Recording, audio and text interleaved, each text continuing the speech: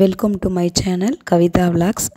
இந்த வீடியோ பதிவில் நம்ம பார்க்க இருப்பது பிஎட் ஃபர்ஸ்ட் இயர் ஸ்டூடெண்ட்ஸ்க்கு ஃபஸ்ட்டு செமஸ்டரில் இருக்கக்கூடிய பெடகாஜி ஆஃப் பயாலஜிக்கல் சயின்ஸில் பாடத்திட்டம், அதாவது லெசன் பிளான் அப்படின்னு சொல்லுவோம்ல, அந்த பாடக்குறிப்பு அப்படின்னா என்ன, அந்த பாடத்திட்டத்தை நம்ம எப்படி வடிவமைக்கணும், எதுக்காக நம்ம பாடத்திட்டம் தயாரிக்கிறோம், அதோடைய முக்கியத்துவம், நெக்ஸ்ட்டு பாடக்குறிப்பு தயாரிக்கும் பொழுது நம்ம என்ன விஷயங்களை கடைபிடிக்கணும் அப்படின்னு பார்க்கலாம்.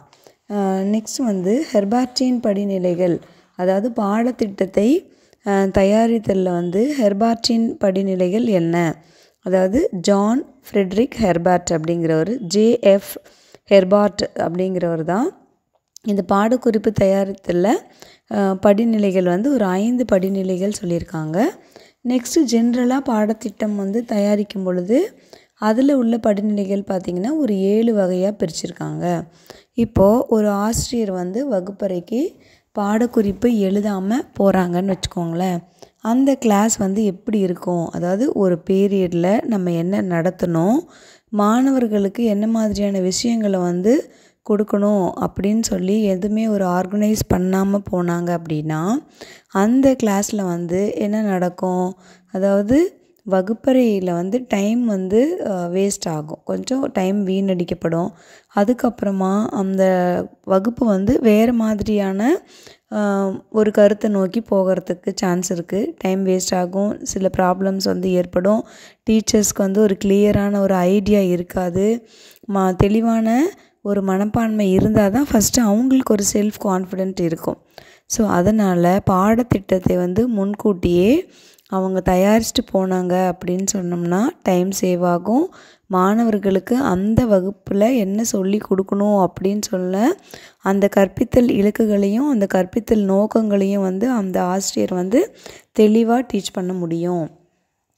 சரி, அப்படி டீச் பண்ணும் பொழுது பாடக்குறிப்பு தயாரிக்கும் பொழுது என்ன பண்ணணும்னா, மாணவர்களுடைய முந்தைய அறிவு, அதாவது ப்ரீவியஸ் நாலேஜு, அதை டெஸ்ட் பண்ணுற மாதிரி அதனுடைய அடிப்படையில் இருக்கணும்.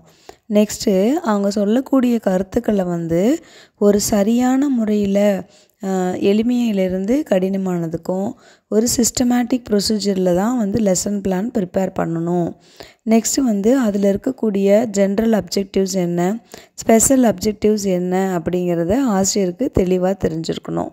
நெக்ஸ்ட்டு அவங்க ப்ரிப்பேர் பண்ணுற லெசன் பிளான்னால் மாணவர்களுக்கு அந்த பாடத்து மேலே ஒரு ஈர்ப்பு ஏற்படணும், அந்த மாதிரி இருக்கணும். அவங்களுடைய சுய சிந்தனையை தூண்டும் வகையில் இருக்கணும், மோட்டிவேஷன் பண்ணணும். அதெல்லாமே அந்த மெயினாக எதுக்கு பாடக்குறிப்பு தயாரிக்கிறோம், வகுப்பில் மட்டும் இல்லாமல் ஆசிரியரே முதல்ல ஒரு பயம் இல்லாமல் தன்னம்பிக்கையோட தைரியமாக அந்த கிளாஸ்க்கு போய் டீச் பண்ணுறதுக்கு போகலாம். நெக்ஸ்ட்டு அதில் இருக்கக்கூடிய கற்றல் கற்பித்தல் உபகரணங்கள், டீச்சிங் லேர்னிங் மெட்டீரியல், அந்த டிஎல்எம் எந்த இடத்துல பயன்படுத்தணுமோ அந்த சரியான இடத்துல பயன்படுத்தணும். நம்ம இந்த கருத்தை சொல்லிவிட்டு அதுக்கப்புறமா நம்ம தயாரித்து வச்சுருக்கிற டிஎல்எம் இந்த இடத்துல யூஸ் பண்ணணும் அப்படின்னு சொல்லணும். நெக்ஸ்ட்டு மாணவர்களுக்கு புதிய அறிவை அதாவது ஏற்கனவே அவங்களுக்கு இருக்கக்கூடிய அந்த நாலேஜோட இப்போ கொடுக்கக்கூடிய அந்த புதிய அறிவை தொடர்பு படுத்தி கற்பிக்கிறதுக்கு பாடக்குறிப்பு அவசியமாகுது. நெக்ஸ்ட்டு நம்ம எந்த அளவுக்கு நம்ம எஃபெக்டிவாக டீச் பண்ணியிருக்கோம் அப்படின்னு அவங்க எவால்வேட் பண்ணலாம்.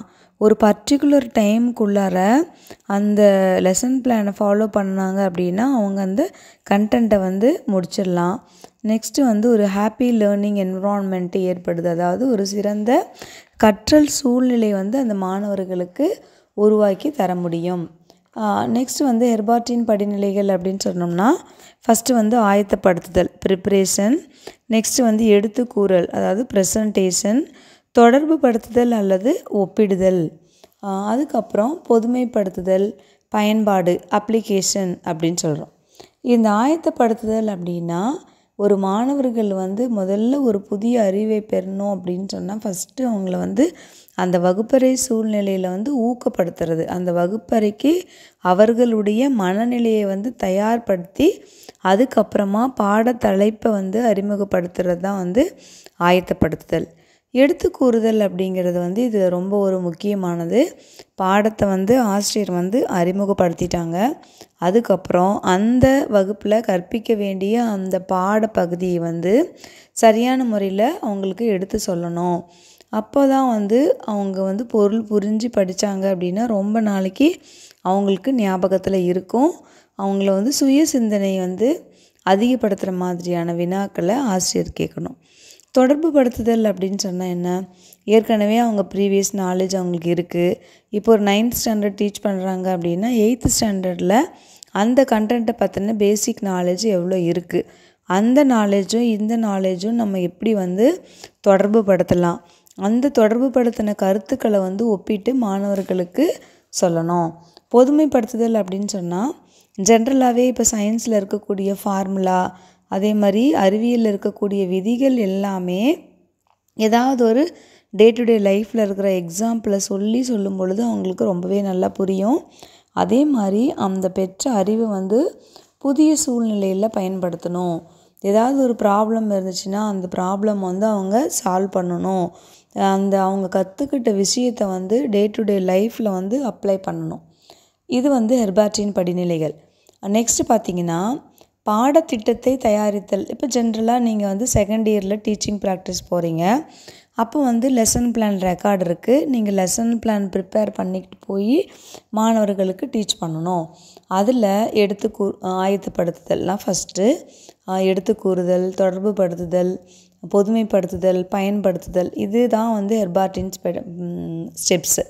நெக்ஸ்ட்டு வந்து பார்த்திங்கன்னா அந்த தொகுத்து கூறல் அப்படின்னு சொல்கிறது வந்து அந்த வகுப்பில் ஆசிரியர் நடத்திய அந்த பாடத்தையோ அதில் இருக்கக்கூடிய முக்கியமான கருத்துக்களையோ மீண்டும் ஒரு முறை வந்து மாணவர்களுக்கு எடுத்து சொல்லணும். அவங்க டீச் பண்ண கண்டென்ட்டு வந்து நாலேஜ் வந்து மாணவர்களை போய் ரீச் ஆச்சா அப்படிங்கிறதுக்கு அந்த எளிய வினாக்கள் கேட்டு அந்த வினாக்கள் மூலமாக வந்து ஆசிரியர்கள் அந்த நடத்தின பாடம் வந்து மாணவர்களுக்கு ரீச் ஆகிருக்கா அப்படின்னு தெரிஞ்சுக்கலாம். லாஸ்ட்டில் வந்து பார்த்திங்கன்னா அசைன்மெண்ட்டு, அதாவது இப்போது சயின்ஸ் டீச் பண்ணி முடிச்சுட்டு வீட்டில் வந்து அவங்களுக்கு என்ன அசைன்மெண்ட் கொடுக்குறீங்க, இல்லை என்ன ஹோம்ஒர்க் கொடுக்குறீங்க அப்படிங்கிறத கிளியராக தெளிவுபடுத்திட்டு போனீங்கன்னா அந்த கிளாஸ் முடிஞ்ச உடனே அவங்களுக்கு அந்த ஒர்க்கை வந்து கொடுத்துடலாம். நெக்ஸ்ட்டு வந்து லெசன் பிளான் ப்ரிப்பேர் பண்ணும் பொழுதே பார்த்திங்கன்னா என்னென்ன ஸ்கில்ஸ் வந்து மாணவர்களுக்கு டெவலப் பண்ணணும் அப்படின்னு சொல்லிட்டு முடிவு பண்ணலாம். பாடம் தொடங்கும் திறன் அப்படிங்கிறது ஒரு ஆசிரியருக்கு தெரிஞ்சிருக்கணும். ஸோ எந்த ஒரு விஷயத்துக்காக இருந்தாலும் தொடங்குதல் அப்படிங்கிறது ரொம்பவே முக்கியம். நம்ம எந்த மாதிரி அந்த பாடத்தை மாணவர்களுக்கு ஆயத்தப்படுத்தி தொடங்குகிறோம். இல்லை ஒரு பாடல் பாடி அந்த பாடல் மூலமாக தொடங்குறீங்களா, இல்லை அண்மையில் நடந்த செய்திகளை சொல்லி அந்த செய்திகள் மூலமாக அவங்களுக்கு நீங்கள் லெசனை வந்து ஸ்டார்ட் பண்ணுறீங்களா, இல்லை அறிவியல் கருத்துக்கள் இல்லைன்னா வந்து அரிய புகைப்படங்களை எடுத்து அந்த புகைப்படங்கள்லேருந்து நீங்கள் மாணவர்களுக்கு அந்த கருத்துக்களை கொண்டுட்டு போகிறீங்களா. அதே மாதிரி விளக்குதல் திறன் வந்து ஆசிரியருக்கு ரொம்ப முக்கியம். அதே மாதிரி வினா கேட்கும் திறன் அப்படிங்கிறது சரியாக பயன்படுத்தினா மட்டும்தான் எந்த இடத்துல பொருத்தமான வினாக்களை எப்படி கேட்கணும், அதிலிருந்து மாணவர்கள்கிட்ட எப்படி ஆன்சர் வாங்கணும் அப்படின்னு தெரிஞ்சிருக்கணும். அதாவது கீழ்நிலை வினாக்கள் என்ன, இடைநிலை வினாக்கள் எப்படி, உயர்நிலை வினாக்கள் வந்து எப்படி கேட்குறது அப்படிங்கிறது. நெக்ஸ்ட்டு பார்த்திங்கன்னா ஸ்டிமுலஸ் வேரியேஷன் ஸ்கில்லு, அதே மாதிரி ரீஇன்ஃபோர்ஸ்மெண்ட் ஸ்கில்லெல்லாம் ரொம்பவே முக்கியம்.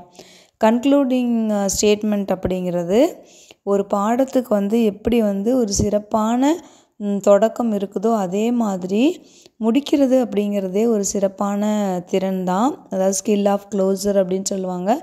அந்த முடிக்கும் திறனை சரியாக பயன்படுத்தணும். நெக்ஸ்ட்டு வந்து பார்த்திங்கன்னா பிளாக் போர்டு யூசேஜ் ஸ்கில்லு, கரும்பலகை பயன்படுத்தும் திறன்.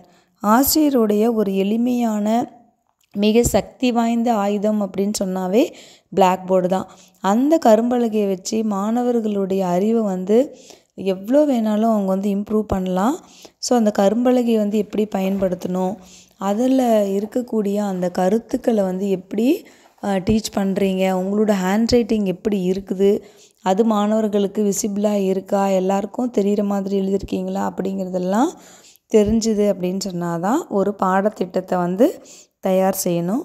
ஸோ இந்த வீடியோவில் உங்களுக்கு வந்து பாடத்திட்டத்தை வந்து நம்ம எப்படி தயார் செய்யணும், அதில் இருக்கக்கூடிய ஹெர்பார்ட்டின் படிநிலைகள் என்ன, ஜென்ரலாக ஒரு பாடத்திட்டத்தை தயாரிக்கும் பொழுது என்ன மனசில் வச்சுருக்கணும், அதனால் என்ன யூசேஜ் அப்படிங்கிறத தெரிஞ்சிருப்பீங்க. So wish you all the best. Thanks.